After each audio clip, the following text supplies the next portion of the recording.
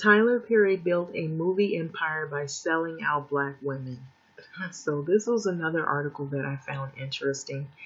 And I don't know if you've seen Tyler Perry movies, how he started out, but this article pretty much it has commentary underneath, like people giving their own feedback on how they felt about this person that commented on the Tyler Perry movie. It is now playing on Netflix, and so I don't know if you are familiar with Tyler Perry movies, but here we go. So Tyler Perry built a movie empire by selling out black women. This is by Cassie De Costa. And so I found this very interesting. So this is the director and actor and famous playwright Tyler Perry. So it's hard to write about Tyler Perry's latest film, A Fall from Grace. That is what is now playing on Netflix, and I did see it, and I thought I will tell you later what I thought about the movie. So, because it's not a film that's intended for thoughtful viewing, it's meant to be devoured uncritically and compulsively. So, this may go for any of his films, though on occasion the acting is good enough to overcome the atrocities, like Angela Bassett's performance in Meet the Browns, Keke Palmer's Medea's Family Reunion, and I Can Do Bad All by Myself, which has the singer Mary J. Blige, and the list goes on.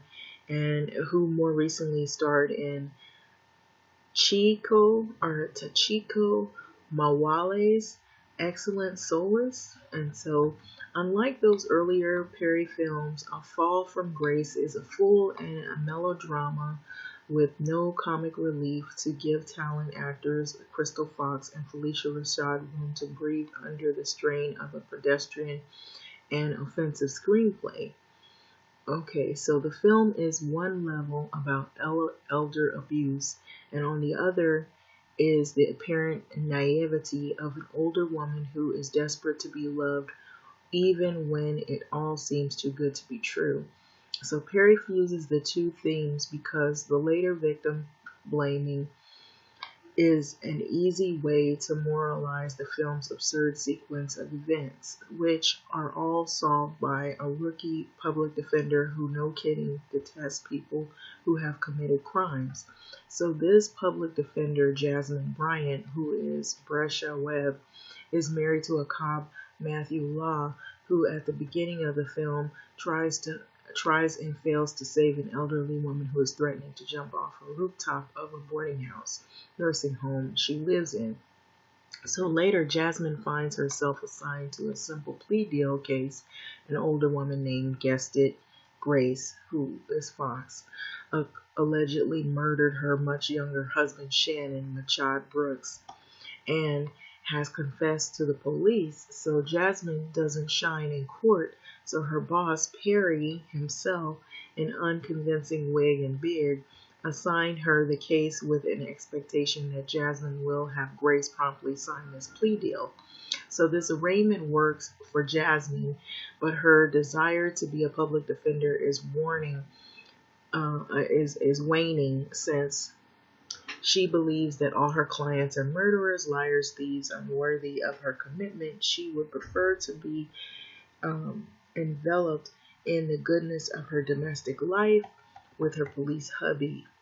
So, Perry, who recently bragged about writing all of his recent film and TV scripts alone, seems unaware of or just doesn't care how unusual it is or would be for a public defender to be married to a police officer, as well as how twisted it is for someone who is willingly taking on a relatively low salaried social justice job after incurring student debt to hate the people she is meant to serve. And so none of these themes are explored. And so we were meant to accept them as typical of an innocent, attractive young black woman married to a hot young cop. But luckily, in Miss Grace, Jasmine believes that even though Grace hid her philandering and abusive second husband over the head with a baseball bat several times and then pushed him unconsciously body down the basement steps, she didn't actually kill him. Otherwise, it seems that the film would be happy to see Grace to die a slow, incarcerated death. Let's put this thorn aside for a moment, since Perry does not see his audience as sophisticated enough to be skeptical of the requirement that black people be innocent in order for their lives to be valued. What's most obviously offensive about this film and Perry's over in general is how passive, gullible, and greedy he renders his black women's characters and how he pushes them for so-called sins that they dare to commit. So throughout the film, Grace laments not only her gullibility in the face of the new love after divorce she caught her first husband sleeping with, you guessed it again, his secretary, but her lustful feelings for a much younger man who promised to cure her loneliness. And for this audacity of hope, Perry hands down the hardest sentence, not the spoiler because it's an all in the trailer. And so after marrying her, Shannon steals money and the bank from the bank that Grace manages using her password, her mortgage, and her home she already owns by forging her signature. And once Grace finds out that Shannon swindled her, he lets her know that the state's marriage law means that he can do whatever he wants with assets they typically share, and that the state they live in is never specified, but it seems like an awfully convenient plot point given that the name is not on the deed.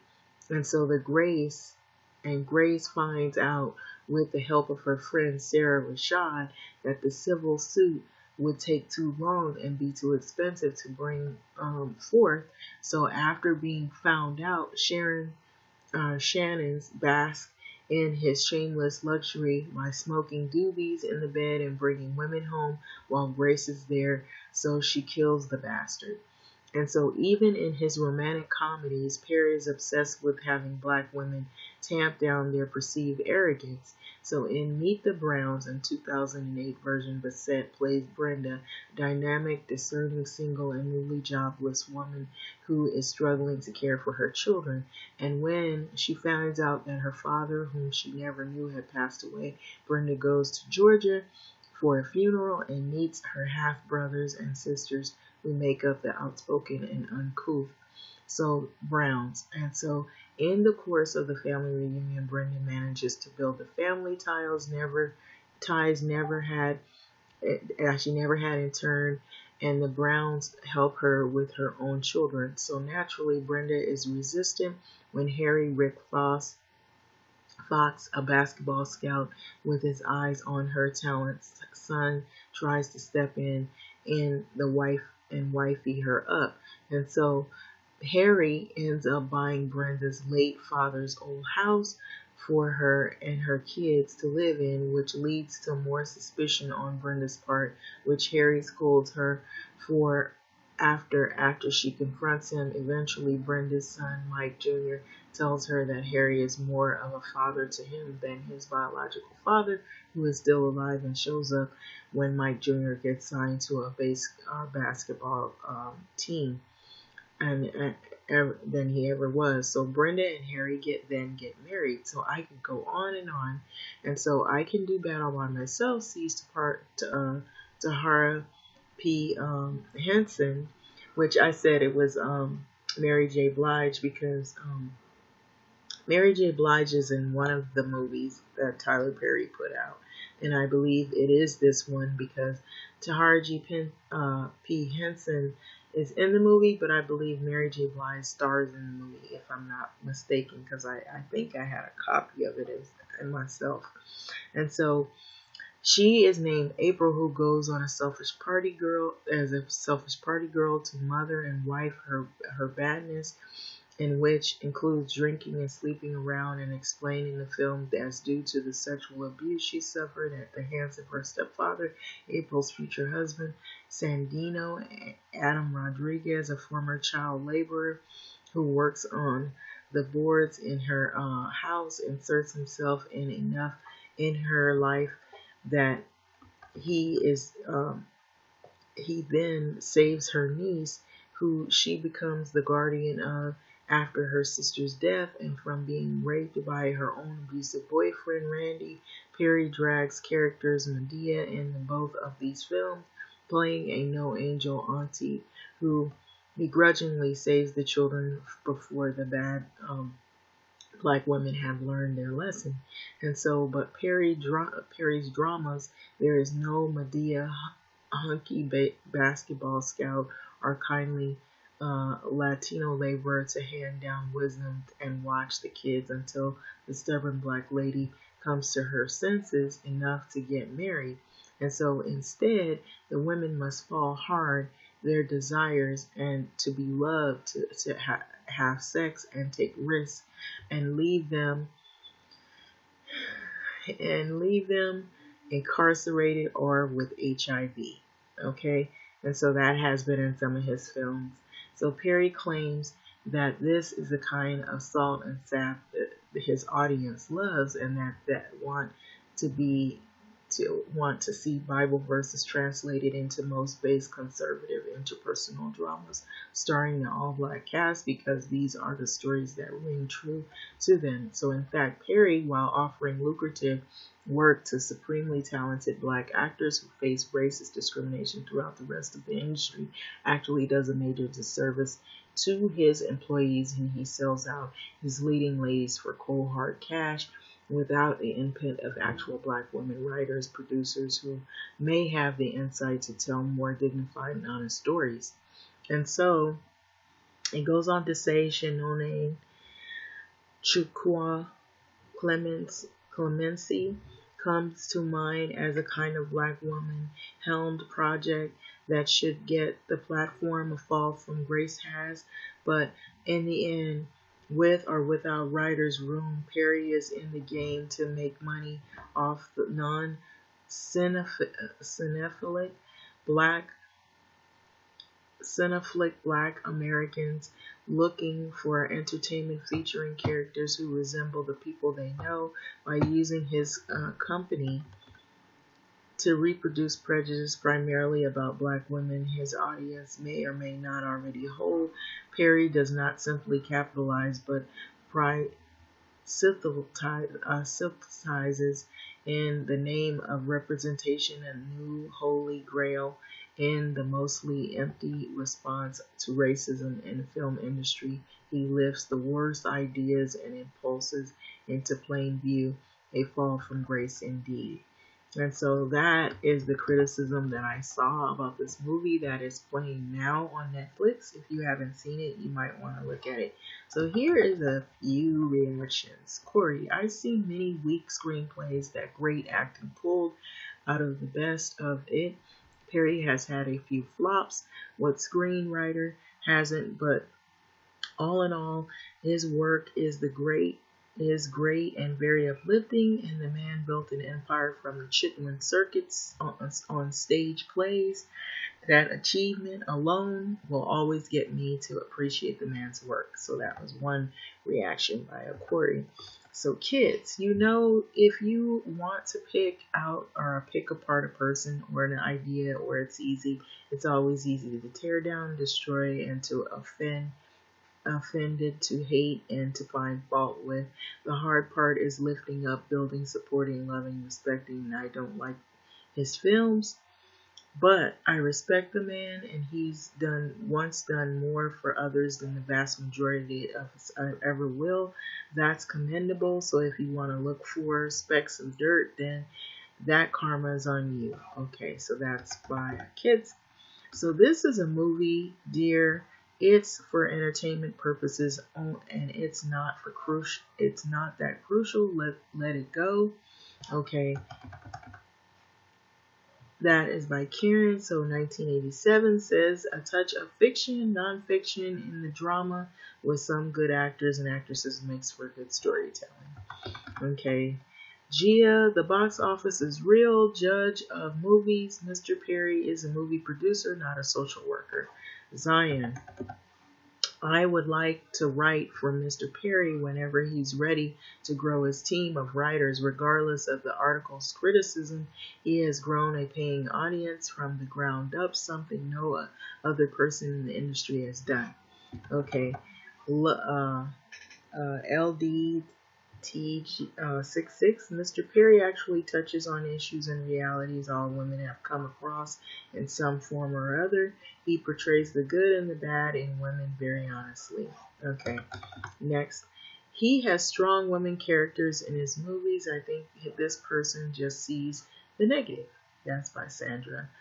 Foodie, I am not black and I enjoy his movies and I don't see them as racist, and I think the writer is ridiculous at best but can't see racism in everything. If anything, he's hiring black actors, actresses, although I do believe he should include people from other races in his movies. That is not cool, and so pays them well and makes them play real life stories and lines. So what's terrible about that? And unfortunately, I say that this, as a woman, an older woman to get with no spouse, and it's harder it is for them to get a reasonable partner, and loneliness ensues. So they are more vulnerable without a doubt. So overall, though the movie was good, I actually recommend it to my white significant other. Not everything is racist. So this is somebody apparently that is not black. So Tommy, not a fan of Perry of his movies, but he's self-made. Lots of people like his work, and he deserves some credit for that. So it goes on and on and on. So some people have saw the movie and are in support of his efforts, of Perry's efforts, and then there are hard critics, people who feel that he has actually made money off of the atrocities and the tragedies that black women have had. And some of these are some real life type realities that have happened. And so some people have some hard criticism. So there's some hard critics, and then there's some people that look at the whole thing in the scheme of things. He is employing black actors. He started from the ground up. He started from small stage plays, which were the Chitlin circuit, as they coined it. Chitlin's the stage place. So it's a lot to think about. So what do you think about this movie? If you haven't seen it, A Fall from Grace, it is actually on Netflix as we speak. And I will give my input. I thought the movie was pretty good. And I will also say that's the pro of it. The acting I thought was pretty good. There was, however, on the con of it, I would say he does use a lot of female situations where the female falls vulnerable, or something about her in her life where she needs a pick-me-up, and always involves a male coming in and stepping in and changing things. Or, well, with this one, it was a little bit different. And so, in the end, this lady found out, I won't even give up. I'll be telling you the movie. But, like I said, I do see this writer's point that he does use women, and he uses them in their most vulnerable and weakest state, and the naivety, and it paints a picture of black women in a stereotypical sense. But how I will also say some of these situations have been realities for some women, in that's saying that.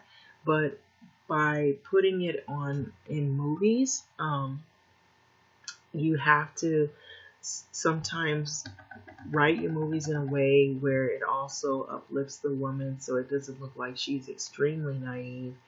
But then it would kind of water it down, because he's probably looking at some of the ones or some of the women who are put in these circumstances are these unfortunate situations where they are most naive and most vulnerable. And so there are some situations. However, when you see something in a movie in which many times people that don't have exposure to other cultures, as this writer is, I believe that they're conveying, that when they don't have exposure to Black community and cultures, or they don't involve themselves with Black people very much, and they're just in their own world, they see these movies and that's what they learn from. So they assume that all Black women, they paint a broad brush that all Black women are vulnerable, they're naive, they're lonely, if they're middle-aged, and they're sex driven, or they're, there's always some kind of category they place them in. And by seeing the movies may create more stereotypical views of Black female or Black led households, or situations that are tragic, that you would assume, okay, that's what happened. I see it in a movie, okay, that's the typical Black female. She's desperate for love, or if she doesn't have a man, there's something going on in her life that it keeps her from getting in relationships, or she had relationships, or she came from a broken home. And so a lot of times that isn't everybody's story. And so I understand where this writer is coming from, yet I do also understand where the commenters are coming from as well. That Tyler Perry has paved the way. He uses women as characters that are like protagonists in stories. They are main characters, they're strong characters, they overcome their situations. He uses Black actors and actresses, and that person that commented that he should use other actors and actresses, he does use other actors and actresses. Here you're looking at an industry of people who are trying to make opportunity for Black actors and actresses, which are not always the case in other mainstream movies that are highly awarded in Hollywood, which has always historically been white. And so for that person to say they wish that Tyler Perry would use more actors that aren't Black, I'm against that comment, in the sense of that you do have movies that have actors and actresses that aren't Black that usually end up getting Grammy awards. They usually are uplifted. Their movies are uplifted. They're usually making higher income, and they have a following in mainstream Hollywood versus the Black cinema. And so that's what he is catering to in some sense. But he does have people of different backgrounds in his movies. Like they just said that he had the movie I Can Do Battle by Myself, and if you looked at that movie, he actually stars in that movie. He stars a Latino male who ends up marrying the woman eventually, and you see what that story was about. Obviously, these people don't look at all of the Tyler Perry movies, of course, but and so you do see some situations like that, and so there are other actors and actresses who aren't Black in his movies, and so I get from both sides. I guess I'm in the middle in some ways, or sort of semi in the middle. But what do you think? I I would say you need to watch this movie on Netflix if you're looking for a good flick to watch today. A Fall from Grace would be it. Very interesting movie. I found it intriguing enough to look at it, even look at it again.